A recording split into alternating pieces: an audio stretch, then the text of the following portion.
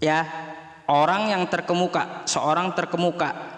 Dan di sini ada kosakata waminal muqarrabin, dari banyak orang. Betul? Ya. Nah, kata wajihan ini juga dipakaikan kepada Nabi Musa di dalam Quran surah Al-Ahzab. Ntar ya, Al-Ahzab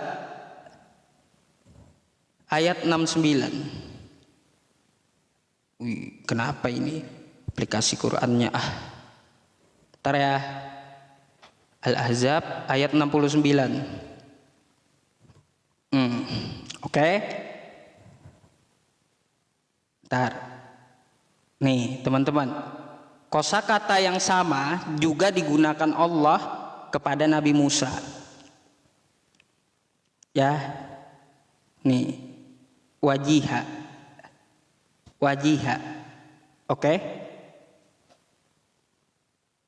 Tuh, kedudukan terhormat di sisi Allah, dan dia seorang yang mempunyai kedudukan terhormat di sisi Allah. Kosakata yang sama dengan kosakata wajiha. Ya, artinya bukan cuma Nabi Isa yang terkemuka di dunia dan di akhirat, tetapi juga Nabi Musa alaihi salam, gitu ya. Gitu penjelasan saya sedikit tentang masalah Quran surah Ali Imran, yang mana sebenarnya itu sudah basi ya, sudah puluhan kali ditanyakan kepada saya, gitu ya. Jadi jangan salah, itu pertanyaan ecek-ecek gitu.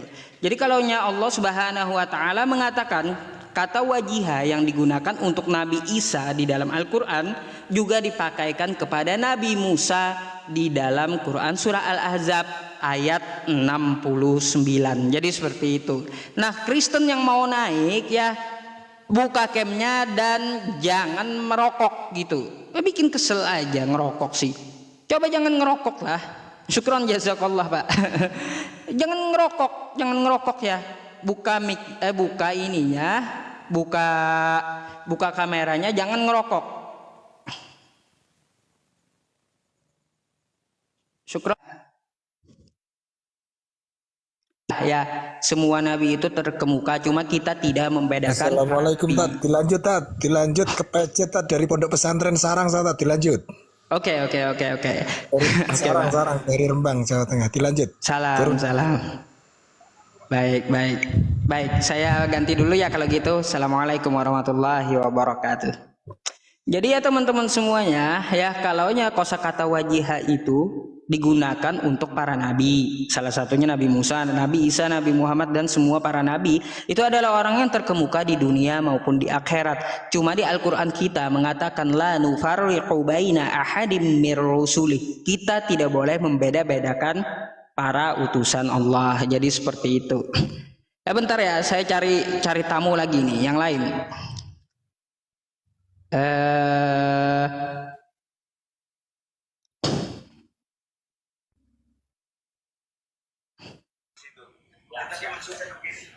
Halo.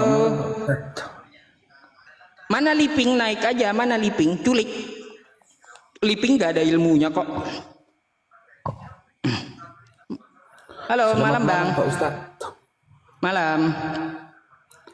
Boleh Islam atau Kristen? Ustaz? Open cam dulu Bang.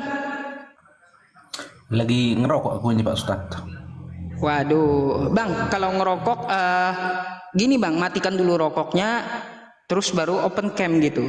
Karena ada beberapa hal kenapa saya nyuruh open cam. Pertama, ada beberapa teman kita yang nge-live-kan ke YouTube, terus untuk menghindari penghujatan gitu. Oh, kalau aku nggak menghujat Pak Ustaz, cuma bertanya Ya, aja. nggak apa-apa, kita cuma jaga-jaga dan terus menghormati orang-orang yang melive-kan di YouTube gitu loh. Agar gambar abang juga kelihatan. Enggak, aku nggak menghujat Pak Ustaz, cuma bertanya aja. Iya, Bang, kita ini juga menghormati orang yang mendakwahkan, menyebarluaskan gitu. Karena ada protes kepada saya, tamunya tolong dibuka kameranya biar yang nge-live-kan itu melihat orangnya juga, gambar abang ada gitu. Bukan cuma gambar saya. Gitu loh, Bang. Oh, begitu Pak Ustaz ya. Iya. Ya udah turunkanlah Pak Ustadz kalau gitu. Ya udah kalau gitu oke ya Bang ya. Ya buka kamera saja masa nggak mau gitu. Aneh juga kalau buka kamera nggak mau. Coba kalau buka kamera sebentar gitu ya. Sebentar aja buka kamera. Apa susah gitu loh. Selama diskusi saja. Aneh juga aneh. Bentar ya teman-teman. Saya naikkan lagi nih yang lain.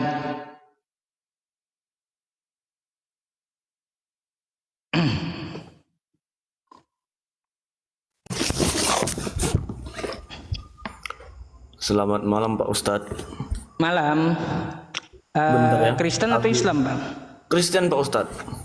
Silakan open cam-nya Bang. Bentar ya Pak Ustadz, masih oke. Oke, selamat malam. Nah kayak abang ini berani nih open cam ya. Yang tadi kok masa nggak berani? Mungkin belum Open cukup cam followersnya sebentar. Pak Ustadz. Iya. Dari mana Bang?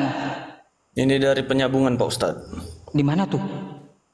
Sumatera Utara. Oh ya. Kira-kira apa yang perlu dibahas Bang? Sebenarnya saya bawa tema 10 hukum Taurat yang dilanggar oleh Kristen gitu. Oke Pak Ustadz, ya aku kurang paham juga ya, cuman aku bertanya-tanya dengan temanya 10 Taurat dilanggar oleh Oten. Itu maksudnya seperti apa Pak Ustadz? Coba kalau kita lihat 10 hukum Taurat yang diturunkan kepada Nabi Musa. Yang pertama jangan membunuh. Betul. Yang kedua jangan mencuri. Yang Betul. ketiga jangan berzina. Yang keempat hormati orang tuamu.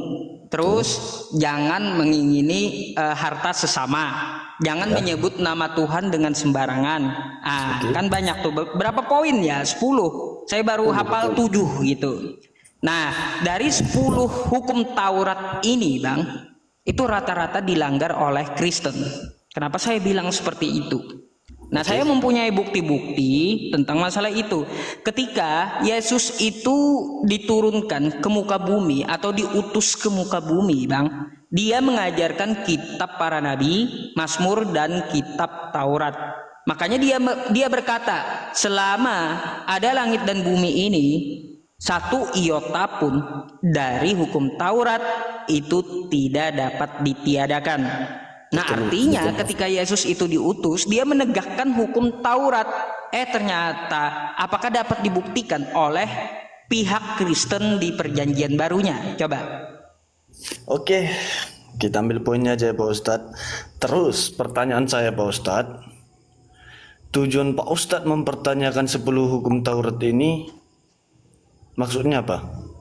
Baik, maksud saya menanyakan 10 hukum Taurat ini, apakah ajaran Yesus Kristus itu benar-benar diikuti Kristen gitu? Karena dia menegaskan ya bahwa sewaktu dia diutus, dia satu iota pun tidak mengubah hukum Taurat. Oke, bisa-bisa diterima, cuman secara tidak langsung kan Pak Ustadz, ya kita bisa tahu agama masing-masing dan pelajaran masing-masing itu kan sudah ada. Terus hubungannya dengan Islam dan hukum Taurat apa gitu? Oke, Sehingga karena Pak Ustadz mau ikut ingin menjelaskan gitu kalau seorang Kristen sudah melanggar gitu. Baik, begini Bang ya, saya tanggapi. Ketika Yesus itu mengatakan 10 hukum Taurat itu tidak dapat dihapuskan selama langit dan bumi itu ada, maka mari kita buktikan di kitab para nabi, kitab Nabi Musa. Terus apakah Yesus juga menegakkan? Ternyata Bang, di dalam agama saya juga ya ditegakkan hukum Taurat tersebut di dalam Al-Quran. Makanya saya pertanyakan, pemeliharaan 10 hukum Taurat itu adakah di pihak kekristenan? Karena pihak kekristenan itu juga katanya mengikuti apa yang diajarkan oleh Yesus gitu. Makanya saya mau perbandingan agama dengan 10 hukum ini. Oke, bisa diterima dengan alasan Pak Ustadz itu ingin membahas ini bisa diterima, cuman kalau bisa pesan saya kan semuanya kan ada batasnya. Jika Pak Ustadz ingin berdakwah, berdakwahlah sesuai dengan apa ajaran Pak Ustadz gitu. Baik begini Pak, saya jawab ya. Saya jawab. Oke. Jadi begini, ketika saya dakwah membahas tentang agama Islam, saya ada waktunya. Terus ada juga waktu saya untuk mendiskusikan masalah perbandingan agama. Itu ada. Oke. Terus ya Bang ya, coba Abang main dulu ke tempat Mikana, ke tempat namanya RK, ke tempat namanya Edis Sidabutar, Edis TV gitu ya. Iya, Terus Anda iya. main lagi ke tempat Pak Bom Bom, main lagi Anda ke tempat yang lainnya seperti Raja Debat dan yang lainnya. Apa yang mereka bahas?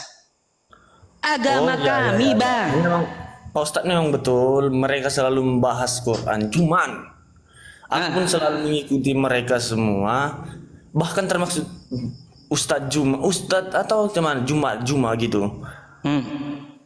Kenapa dengan Setiap abang saya apa itu? pembahasan gitu di luar apa yang diyakini gitu. Jadi sebelum yang lain itu live atau berkhotbah gitu atau seperti apalah itu Juma itu lebih dahulu gitu membahas perkara Kristen gitu yang bukan keyakinannya sendiri. Makanya mungkin kemungkinan yang lain ikut-ikutan gitu membela dengan keyakinan masing-masing. Bang, abang Oke. tahu, saya sudah mengenal Bang Zuma itu hampir 7 tahun. Dan saya memang satu tim dengan dia. Gitu. Oke. Nah, jadi begini Bang, apa yang dilakukan oleh Bang Zuma itu atas tindakan-tindakan dari pihak Kristen sendiri, termasuk yang saya buka koma live streaming seperti ini. Oke. Kenapa atas tindakan-tindakan Kristen itu sendiri? Coba ya Bang ya, Abang lihat, mereka sedang membahas Al-Quran kami, maka kami akan buka streaming untuk menjawab syubhat-syubhat atau ya yang mereka tuduhkan terhadap agama kami. Contoh nih ya, judul 10 hukum Taurat ini. Katanya Islam tidak melaksanakan 10 hukum Taurat. Mari buktikan. Maka saya akan kembalikan dengan perbandingan agama yang melanggar 10 hukum Taurat itu bukan Islam tapi Kristen gitu.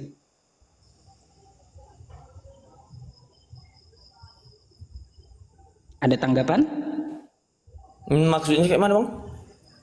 Jadi saya akan buktikan atas tuduhan-tuduhan mereka terhadap agama saya. Di dalam materi mereka salah satunya umat Islam itu melanggar hukum Taurat. Oke. Oke ya. Maka dari itu saya membuka live streaming ini untuk menjawab tuduhan mereka dan saya kasih judul 10 hukum Taurat telah dilanggar oleh pihak Kristen sendiri. Perbandingan yang sama gitu. Oke. Oh, mereka berkatakan hukum Taurat itu maksudnya dilanggar Islam gitu, agama Islam Iya. melanggar hukum Taurat. Terus kok gitu? Itu kenapa gitu bisa menyambar ke Islam gitu? Kenapa? Kok bisa terkait sama Islam gitu perkara hukum Taurat ini? Nah makanya mereka itu apa hubungannya dengan Islam sehingga menuduh kami yang Islam melanggar hukum Taurat? Apa coba? Hubungannya dengan Islam apa? Mereka bahas agama kami itu apa gitu? Oke, abang sendiri kan tidak tahu apa hubungannya pun tidak tahu. Kenapa abang mengambil gitu, mengambil sesuatu yang bahkan tidak berkaitan sama abang gitu? Terus tuduhan itu tidak berkaitan gitu? Iya, kan abang sendiri bilang tuduhan itu tidak berkaitan sama sekali dengan Islam. Artinya begini Bang, saya menjawab syubhatnya, menjawab tuduhannya, tetapi kalaunya mereka membicarakan agama saya itu tidak ada kaitannya dengan agama dia sendiri. Coba buat apa pertanyakan mereka? Buat apa bahas Islam? Karena Islam tidak ada di kitab Anda gitu. Oke, aku bisa terima pernyataan abang. Cuman rata-rata ya setiap Kristen atau apologet Kristen membahas perkara Islam itu karena pertanyaan Islam sendiri. Mereka bertanya berlebih, tidak terima dengan jawaban, dan seorang Kristen pasti akan mempertanyakan gitu. Baik, memang di kitab kami, di iman kami juga mengimani salah satunya hukum Taurat. Lalu kami sebagai Islam dituduh melanggar hukum Taurat. Nah, karena ini adalah salah satu iman kami, Bang, mempercayai Taurat Nabi Musa itu 10 hukumnya diturunkan kepada Nabi Musa, kami wajib percaya gitu. Dan apakah ditegakkan di dalam agama Islam? Nah, maka akan saya buktikan bahwa 10 hukum Taurat itu sampai saat ini diabadikan oleh Allah Subhanahu wa taala di dalam Quran kami. Jadi begitu. Jadi ingin saya buktikan bahwa 10 hukum Taurat itu ada di Quran. Nah, sedangkan perbandingan yang sama akan saya pakai kepada si penuduh. Ya, perbandingan yang sama akan saya pakai kepada si penuduh dari pihak Kristen. Maka dari itu saya membuat judul 10 hukum Taurat dilanggar oleh Kristen, dan akan saya buktikan apabila mereka bisa bantah gitu.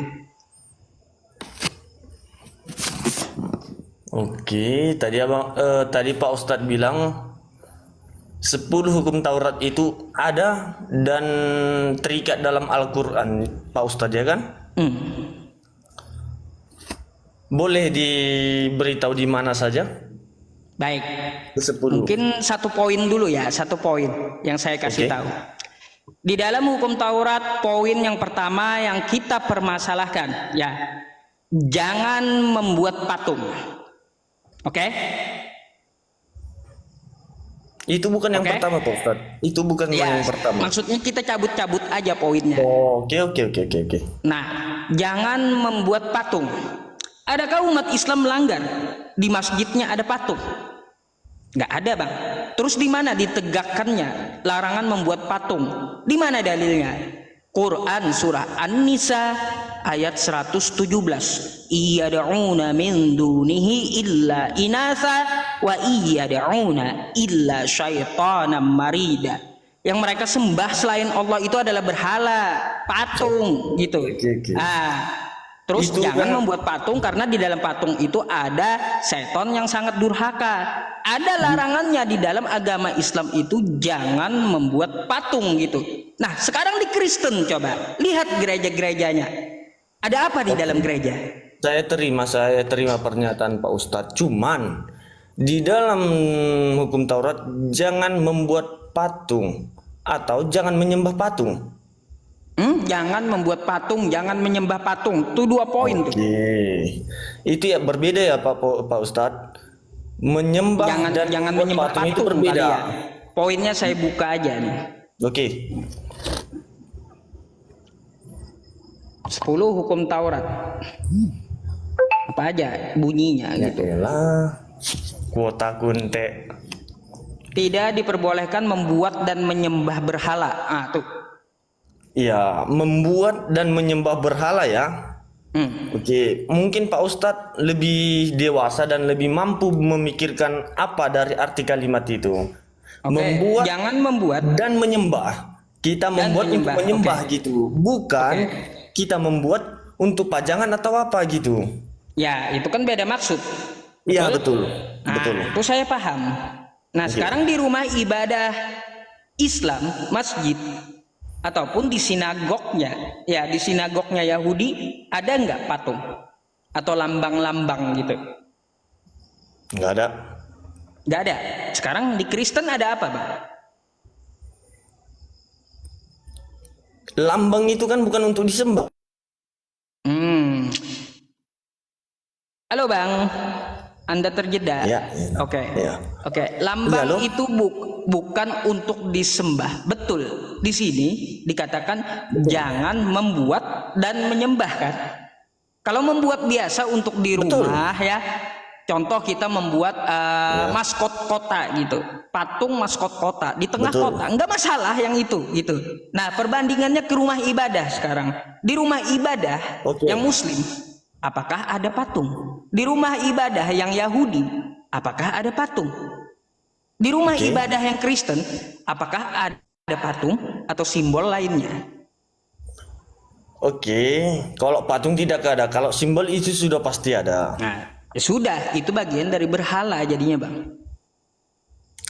Itu kan disebut berhala karena disembah. Simbol itu simbol berbeda dengan simbol dibuat untuk disembah dan simbol untuk pajangan. Bang, Abang Katolik atau Protestan? Saya tanya dulu. Oh, saya Protestan, Bang. Saya Protestan. Kalau Protestan saya nggak perlu nunjukkan patung salib yang ada Yesusnya, salib yang ada Yesusnya, karena itu bukan simbol Anda kan. Kalau Katolik ada salibnya, ada patungnya, betul? Betul. Nah, kalau Protestan kan nggak ada. Oke, mungkin bukan patung, lebih jelasnya ada gambarnya gitu. Nah, itu Bang, itu masalahnya. Jangan membuat. Kita jangan mengartikan setiap patung harus disembah gitu loh, Bang.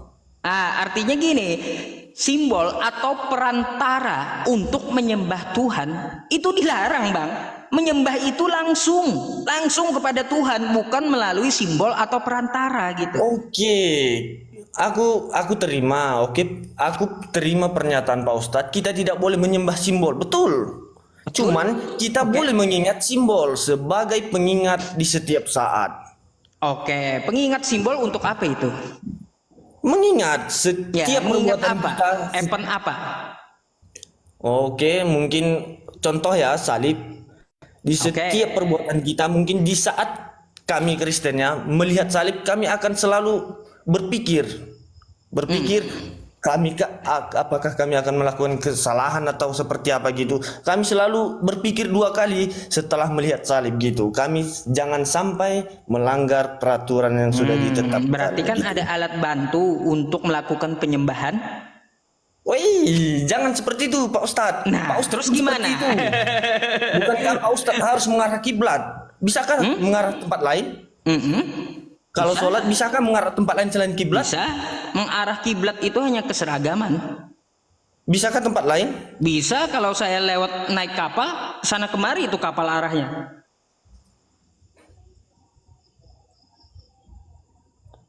Oke, ke sana kemari, tapi kan ada arah kiblatnya, Pak. Ya cuma untuk seragam saja gitu. Ya sama Pak, sama. Arah yang seragam.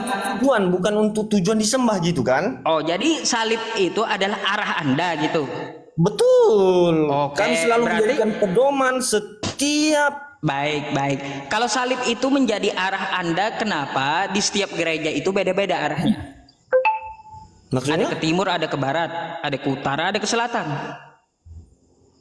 Maksudnya Pak Ustadz? Ya, gereja itu berbeda-beda arahnya. Ada ke timur, ada ke barat, ada ke Konoha, ada ke Konoha, ada yang ke Avatar gitu. Oke, gitu. tadi kan orang Pak Ustadz harus ke arah kiblat, tapi saya bilang tadi pedoman kami salib, bukan pedomannya harus arah. salib gitu. Jadi arahnya kemanapun pedomannya salib. Betul. Oh, oke. Pedomannya salib untuk Mengingat setiap perbuatan kami supaya kami tidak terlanjur melakukan dosa. Baik. Sekarang pertanyaannya, Bang, arah itu ada bendanya nggak? Maksudnya? Arah itu ada bendanya nggak? Ketika saya menghadap ke sini, ada nggak benda di hadapan saya? Tidak diharuskan, Pak Ustadz. Nah, Tidak gini, diharuskan menghadap kalau ke arah salib, salib Bang, seperti ya. orang Pak Ustadz menghadap ke arah kiblat. Kami tidak diharuskan ke arah salib gitu. Oh, tidak diharuskan ke arah salib, tapi Betul. ada salibnya di dalam gereja tuh. Nah, kalau salib ada di gereja itu sudah sebagai contoh, gimana dibilangnya? Sebagai Simbol. pedoman simbol. Betul. Tapi Oke. kalau kami mau arah kemana itu tidak diharuskan gitu. Oke, berarti salib ini adalah alat bantu untuk penyembahan. Tidak. Terus Pengingat. buat apa salib itu? Pengingat. Mengingat untuk. Betul. Mengingat setiap di saat kami ingin melakukan kesalahan, di saat kami melihat salib tersebut, kami pasti akan mengurungkan perbuatan jahat kami. Oh, Setiap menurunkan Kristen. perbuatan jahat. Baik, Iya. itu Protestan gitu ya. Baik. Betul. Oke, kita ke selanjutnya ya, biar berkembang gitu. Oke, Ada, pas Bang. lah. Ada, Bang. Satu lagi, jangan membunuh. Poin Oke. ini mau? Baik. Boleh. Di dalam Al-Quran kami ada 2 ayat, Bang ya, tentang masalah jangan membunuh. Contoh, di dalam Quran surah Al-Maidah ayat 32. Man qatala nafsam bighairi nafsin aw fasadin fil ardi faka'annama qatalan nasa jami'a. Itu Oke. larangan untuk membunuh. Oke. Sekarang, apa hal ini juga ditegakkan oleh Yesus? Pada faktanya, Bang, Yesus pernah mengumpamakan ya di dalam, nih saya bukakan saja pada Abang. Oke, buka. Aku soalnya satu handphone jadi nggak Ya, bisa. nggak apa-apa. Anda sendiri yang baca ya. Oke, teman-teman sebentar ya. Ntar. Oke, Bang, baca sendiri, Bang. Oke, mana? Nih, baca sendiri ya. Yang saya balokin. Nggak jelas Pak Ustadz. Kabur Pak Ustadz. Oke. Akan tetapi semua seteruku ini yang tidak suka aku akan tetapi semua seteruku ini yang tidak suka aku menjadi raja, bahwa mereka kemari dan bunuhlah mereka di depan mataku. Lalu Pak Ustadz, Kenapa Yesus menyuruh membunuh orang di depan matanya? mereka kemarin dan bunuhlah, akan tetapi semua seteruku ini yang tidak suka dan menjadi rajanya, bahwa mereka kemari dan bunuhlah mereka. Oke. Ini surat apa Pak Ustadz? Itu Lukas 19:27. Lukas 9? Lukas 19:27. Lukas 19.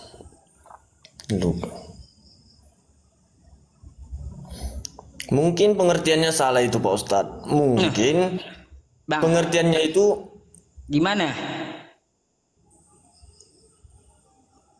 Itu kitab Anda. Oke. Poinnya seperti apa maksudnya Pak Ustadz tadi?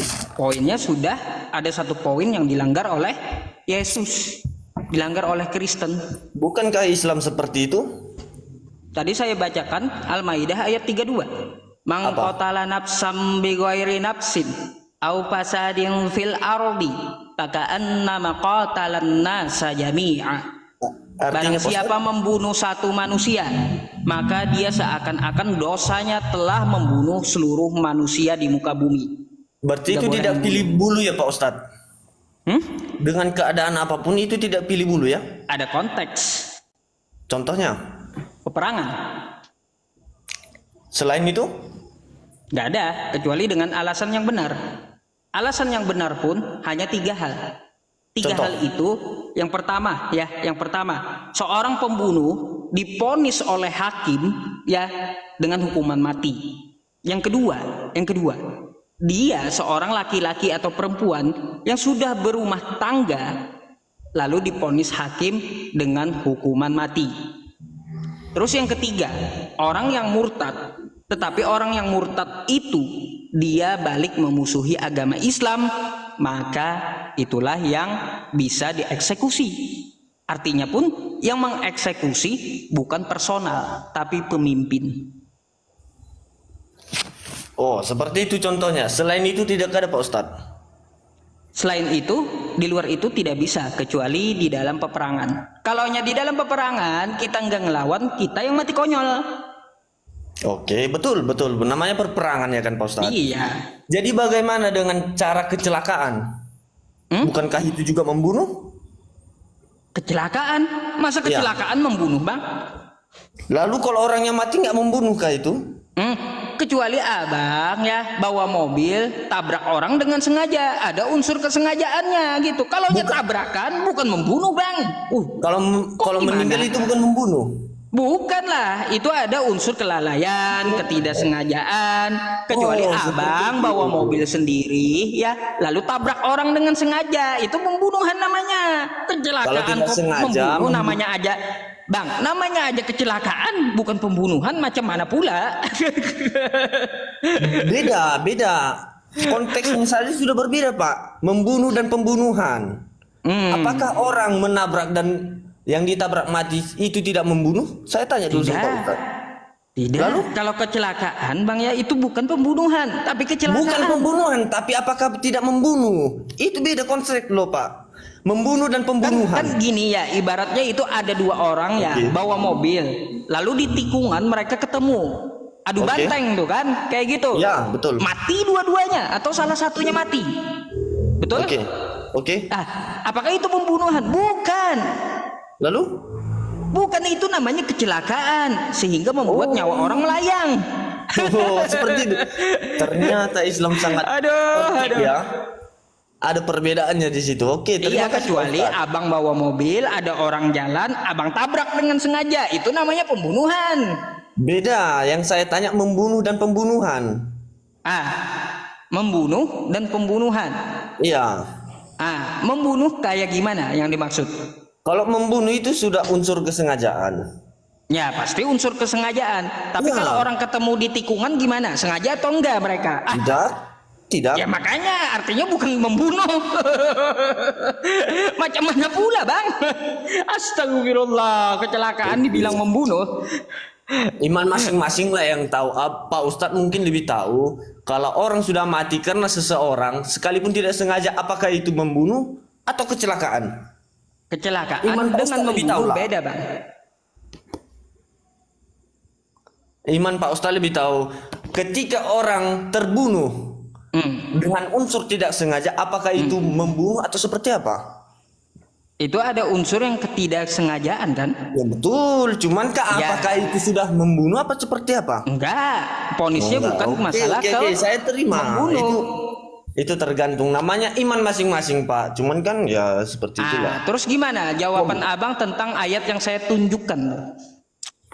Oke, kalau setiap ayat-ayat Kristen itu sangat berkaitan dengan ayat-ayat sebelumnya. Kalau cuma satu konteks saja itu saya tidak bisa terima. Tapi kalau saya baca semua mungkin saya bisa jelaskan. Oke. Oke. Boleh satu hal lagi, ya itu ya jawabannya teman-teman ya. Oke, harus satu sekop kata abangnya yang dibaca. Ya, betul. Gitu. Ya.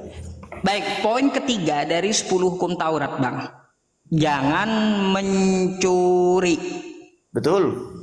Oke, di dalam Al-Quran kami ya, di dalam Quran surah Al-Maidah ayat 38. Wasariqu wasariqatu faqata'u aydiyahuma. Bila dia mencuri, potong tangannya. Tuh, larangan untuk mencuri. Dan itu ada di salah satu butir dari hukum Taurat. Ya, Sekarang betul, saya betul. mau tunjukkan kepada abang sesuatu kepada abang nih, bonus buat abang ya. Oke, saya terima. Bang, ini saya tampilin 2 ayat buat abang ya. Dan ini adalah dari Yesus ya. Pada waktu itu, pada hari Sabat, Yesus berjalan di ladang gandum karena lapar. Murid-muridnya memetik bulir gandum dan memakannya. Lalu? Kenapa Bang sawah orang diambil buahnya? Pemilik sawah kagak ada pula. Pada waktu itu, pada hari Sabat, Yesus berjalan di ladang gandum. Karena lapar, murid-muridnya memetik bulir gandum dan memakannya. Oke, saya bisa tangkap. Oke. Apa tuh? Satu sekop lagi nggak ada Bang, satu sekop ini udah mulai sekopnya gitu. Oke, saya paham kalau ini. Ini pembahasan tentang makan di hari bekerja di hari Sabat nih Pak Ustadz. Yang saya tanyakan, memetik bulir gandum dan memakannya Lalu? itu tanpa izin pemilik sawah dinamakan apa Bang? Dari mana Pak Ustadz tahu tanpa izin Lah, pemilik sawah? di situ Yesus berjalan di ladang gandum. Oke. Betul? Ada nggak pemilik sawahnya? Pemilik ladangnya? Lalu apakah ada tertulis di situ mereka mencuri gitu? Terus memetik bulir gandumnya dan memakannya itu namanya apa? Tanpa izin pemilik sawah. Tidak semua perbuatan mereka harus tertulis Pak Ustadz gitu. Tidak semua perbuatannya baik. Kalau Oke. kalau abang masih mengelak, saya kasih bonus lagi satu nih. Ya. Silahkan, saya Oke. bisa jawab. Oke, bisa jawab. Tuh. Ketika Yesus dan murid-muridnya telah dekat Yerusalem dan tiba di Betfage dan berkata di Bukit Zaitun, Yesus menyuruh dua muridnya.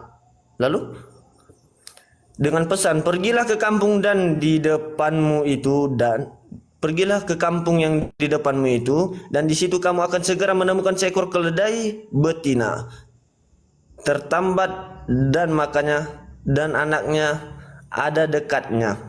Lepaskanlah keledai itu dan bawalah keduanya kepadaku. Lalu pertanyaannya, Pak.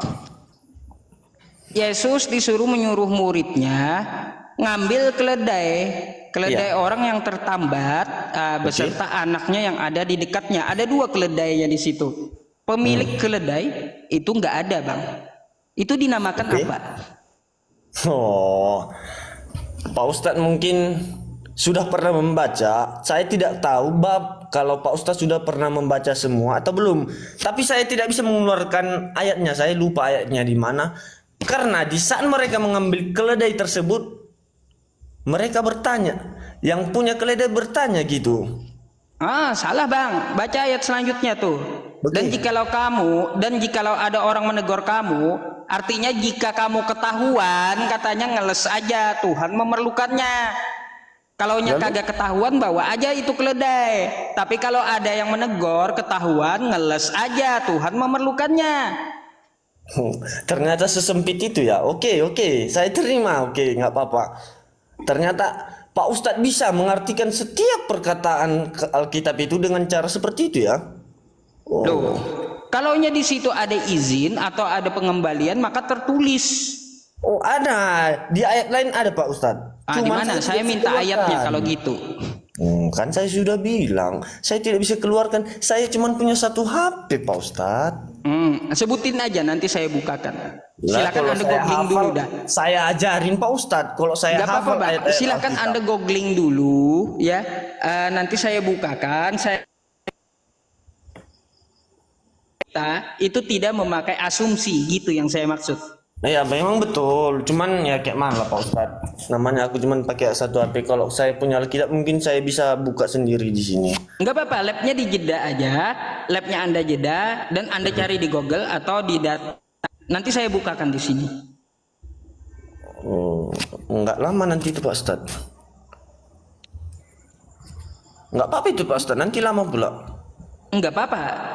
Yang penting di bawah 5 menit Anda menemukannya. Walah, ya nggak pastilah Pak Ustadz. Aku orang yang nggak suka janji. Dusta itu tidak baik Pak Ustadz. Bang, saya pula tidak suka asumsi gitu. Jaringannya ngelek meneh. Jaringannya ngelek Pak Ustadz, jaringanku. Iya, saya pula tidak suka asumsi. Iya, cuman lah Pak Ustadz. Oke, mungkin besok Pak Gini Ustadz masih saja, apa ya? Bang. Masih live. Iya, saya masih live. Abang turun dulu, Besok. cari dulu, nanti Oke. saya naikkan lagi, ya.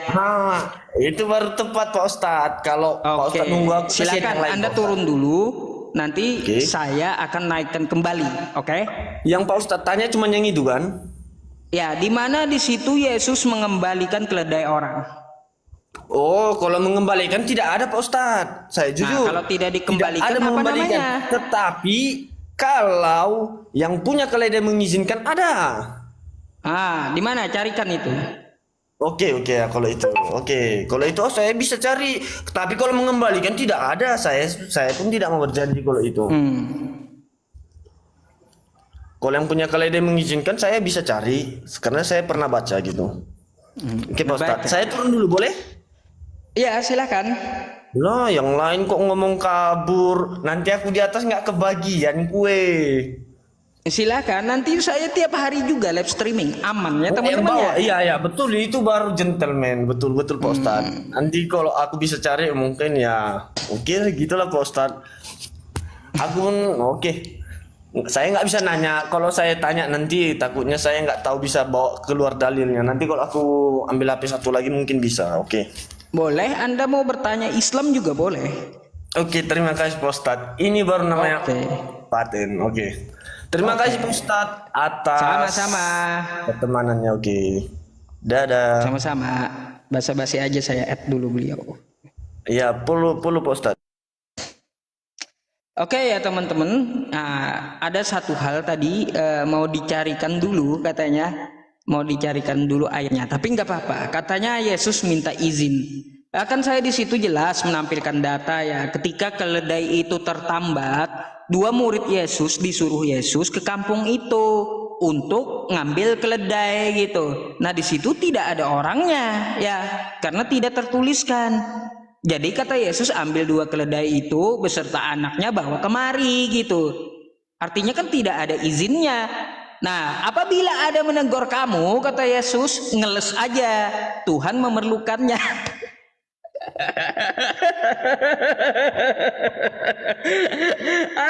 Aduh panas teman-teman, ada yang panas. Urus kitabmu aja katanya. Astagfirullahaladzim. Ada yang panas. Aduh. Ayo, pendukung Mikana silahkan naik ya. Aduh. Saya naikin nama-nama yang Kristen aja dulu, ya. Ya. Halo, selamat malam. Malam Pak Ustadz. Maaf ini Malam. Kristen atau Islam? soalnya kalau nggak bisa berarti kalau bisa Bang, Kristen atau Islam, Bang? Kristen. Oke, bisa buka kameranya? Oh, belum bisa, Ya, teman-teman, itu dia, belum bisa dia. Udah saya cek. Ya gimana, Bang? Enggak masalah ini aja 10 Taurat. Apa sih dilanggar OT? 10 hukum Taurat telah dilanggar Kristen.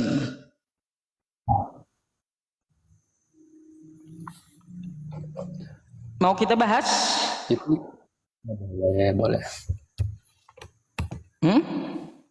Boleh. Jelas nggak suara saya? Ya, jelas.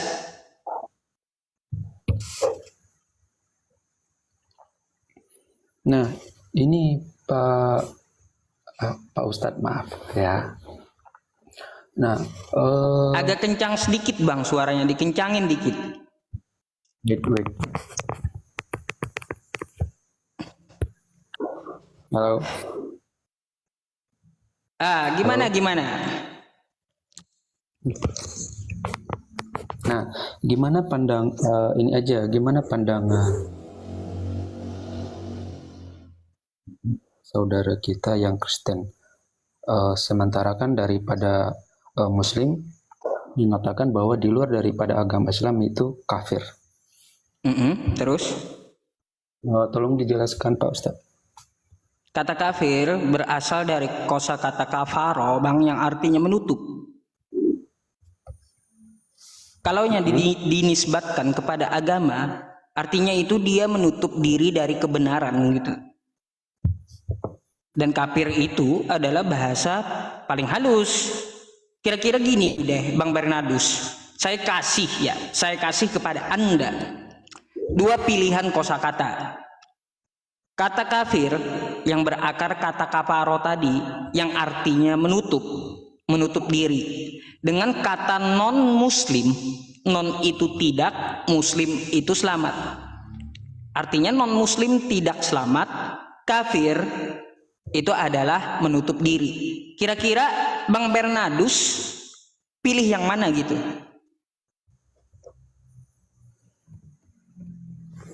Tentunya yang nggak menutup diri. Milih yang mana?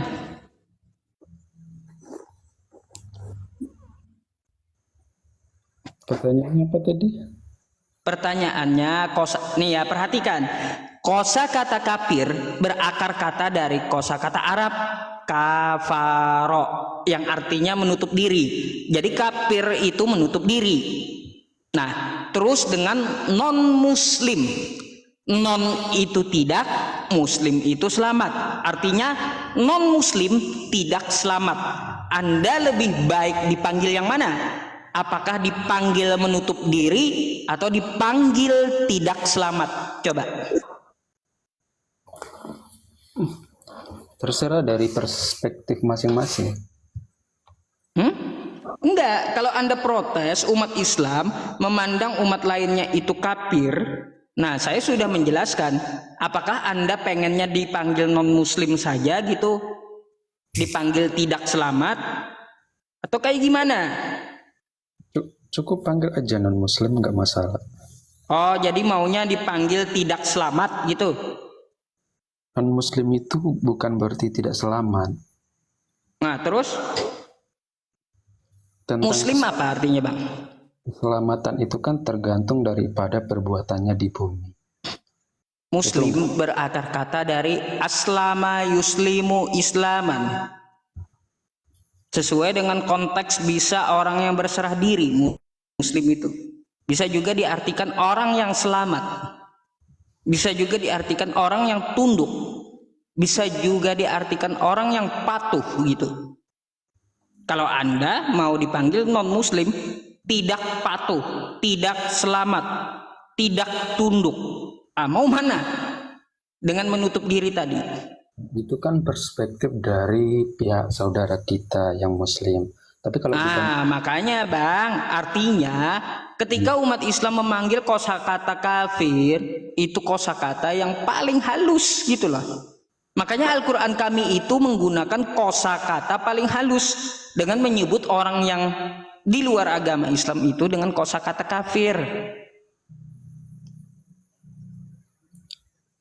kalau halus berarti ada kemungkinan sama artinya.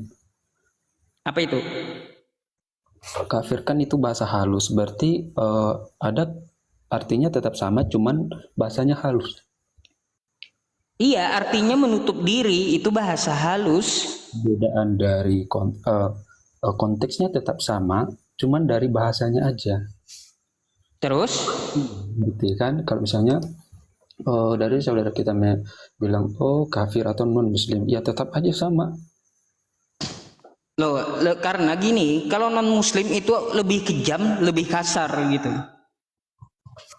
Dasarnya dari mana? Ya, dasarnya Anda mau disebut tidak selamat itu. Nggak masalah sih. Ya sudah, kalau pilihan Anda mau dipanggil tidak selamat, kami juga tidak mempermasalahkan.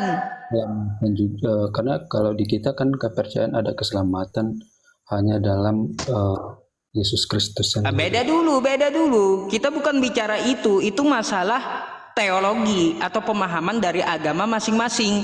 Yang saya bicarakan ini tentang masalah kosakata bahasa. Ya, beda kosakata beda arti nggak? Beda kosakata, beda arti. Maksudnya kayak gimana? Ya kan kayak yang non muslim sama kafir. Muslim dengan kafir jelas beda. No, non muslim sama kafir. Non muslim dengan kafir jelas beda. Beda kosakata. Berarti kalau beda kosakata beda arti nggak? Beda arti. Kalau menurut Pak Ustadz nih, Pak Ustadz mau bilang kami kafir, terus itu kosakatanya, terus artinya apa? Menutup diri. Menutup diri. Nah, kalau misalnya nih, oke, kita nggak menutup diri, tapi kita nggak menutup diri. Menutup diri menurut Pak Ustadz itu seperti apa? Kalau menutup diri menurut tafsir ya, orang yang menjauhi, tidak mau menerima kebenaran. Artinya tidak mau mengikuti apa yang disampaikan oleh para rasulnya. Sampai di rasul terakhir salah satunya Nabi Muhammad SAW. Maka dia disebut menutup diri dari kebenaran. Nah, kalau dia udah menutup diri dari kebenaran, otomatis dia tidak menerima ajaran rasulnya Pak Ustadz, berarti dia kafir. Ya enggak? Apa? Bang, tolong diperjelas suaranya, Bang. Ini kan misalnya kalau kafir itu kan menutup diri. kita menutup diri berarti kita tidak mau menerima ajaran dari saudara kita, betul nggak? Terus? Berarti kalau kita udah tidak menerima ajaran karena kita menutup diri, itu artinya kan sama aja, non-muslim sama kafir. Oh, gini. Kalau dia menutup diri, itu masih ada harapan dia mau membuka dirinya. Tetapi kalau non-muslim tidak selamat, itu sebuah ponis, Bang. Gimana sih mengartikan bahasa Indonesia aja udah nggak ngerti abangnya. Oke, berarti kalaupun dibilang kafir ya nggak masalah berarti ya. Iya, siapa bilang kosakata kafir itu sesuatu yang miring, Bang? Itu kosakata paling halus Daripada non-muslim. daripada non-muslim. Iya. Tapi kami lebih enak dipanggil non-muslim karena kita memang non itu kan artinya tidak muslim, non ya kan, berarti kita bukan non-muslim, kita tidak mengikuti Islam gitu. Daripada abang dan Pak Ustadz dan saudara-saudara kita memang kami kafir gitu. Nggak masalah itu, Bang. Jadi kalau Anda dipanggil kafir itu nggak perlu tersinggung, karena di Arab Saudi sana, Bang ya, petani yang menutup tanah disebut kafir juga. Oh iya. Iya, artinya dia menutup tanah gitu.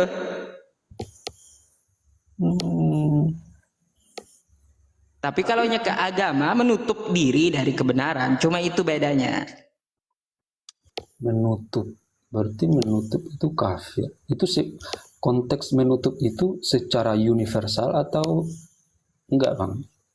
Tergantung konteks. Kalau dilarikan ke agama, konteks agama artinya dia tidak mau menerima atau menolak kebenaran, menutup dirinya dari kebenaran. Berarti kalau yang misalnya yang apa sih tadi menutup apa tanah? Hah?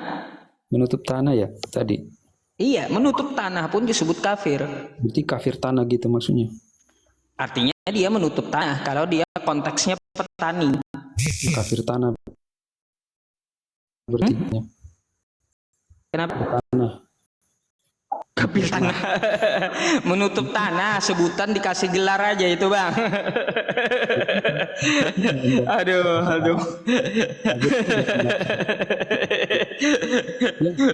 Aduh. Bang, tuh the point aja, Bang. Soalnya banyak yang antri di bawah. Nah itu, Bang. Apakah cuma itu yang mau itu yang ditanyakan? Sebenarnya ada, cuman saya lupa soal keselamatan di Islam.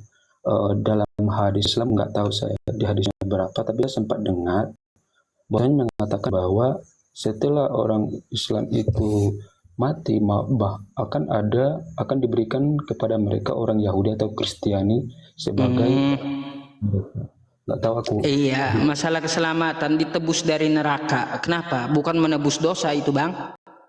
Coba bentar, aku cari dulu ya. Ya udah, Abang cari dulu dah. Ntar minta naik lagi ya. Islam nomor 6. Abang Bernardus cari dulu, nanti naik lagi. Kalau nggak siap datanya, jangan naik dulu.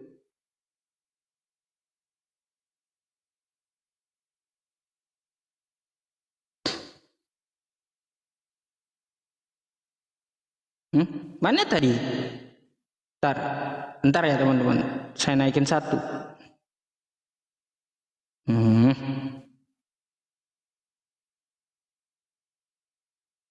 Asli mana? Banjarmasin.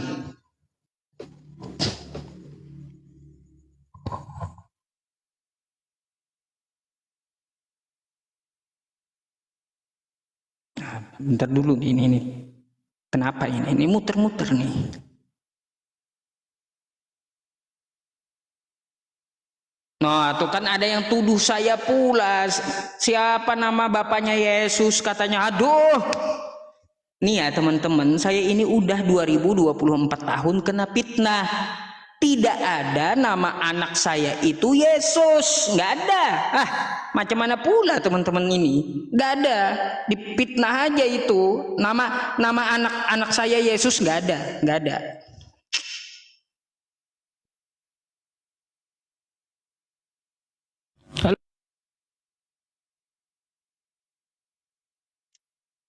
Jaringannya itu jelek.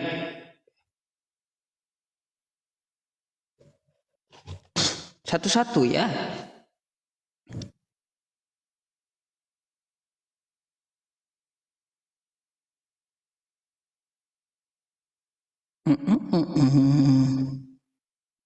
Ih, kenapa sih yang naik jaringannya pada jelek ya? Undang Agatha, ya undang aja Agatha ke sini. Sekalian Mikana sama Liping, 1 lawan 2 kayak kemarin. Saya minta nubuatan penebusan darah, penebusan dosa pakai darah Yesus. Dia kasih malah larangan makan darah sama perjanjian darah. Saya minta itu di mana penebusan dosa itu dinubuatkan dengan darah Yesus, dikasih darah hewan, yang dikasih pula larangan makan darah. Macam mana kayak gitu?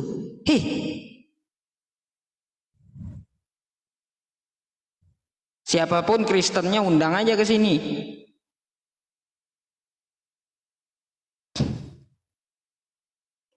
Heran saya. Coba. Aduh, bentar, lag ini. Aduh. Oh, teman-teman, lag. Bentar ya. Astagfirullah. Kok nggak bisa dipencet ini? Bentar ya.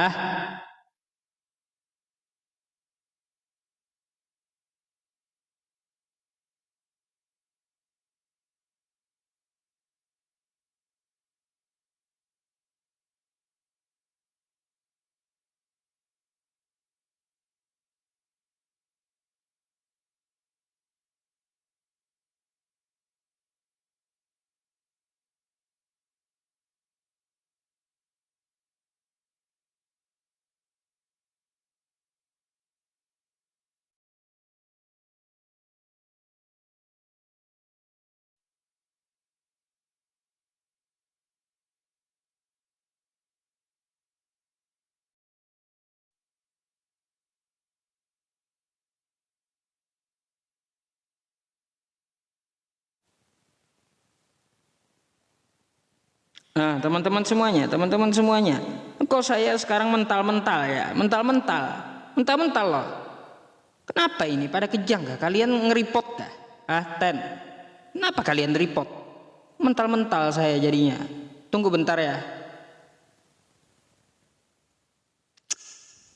Astagfirullahaladzim. AFK semuanya. Ya mau macam mana ini? Mental-mental saya jadinya loh. Aduh.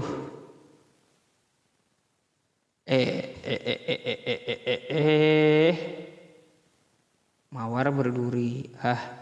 Ntar ya, saya naikin satu lagi. Kelamaan live bang. Satu lagi nih.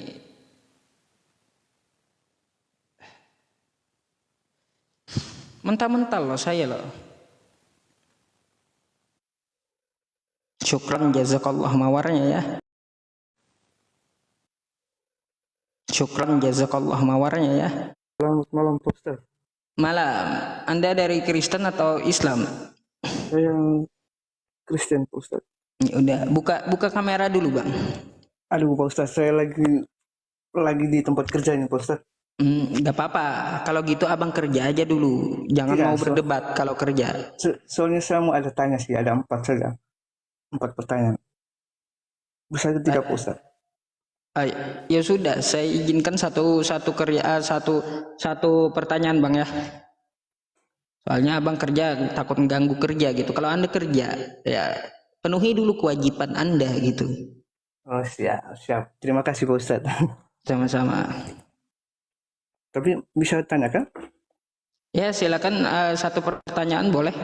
Oke, selamat malam Pak Ustaz. Terima kasih atas waktunya. Ini Pak Ustaz, yang saya mau tanya ini 4 boleh kah? Kenapa? 4 boleh?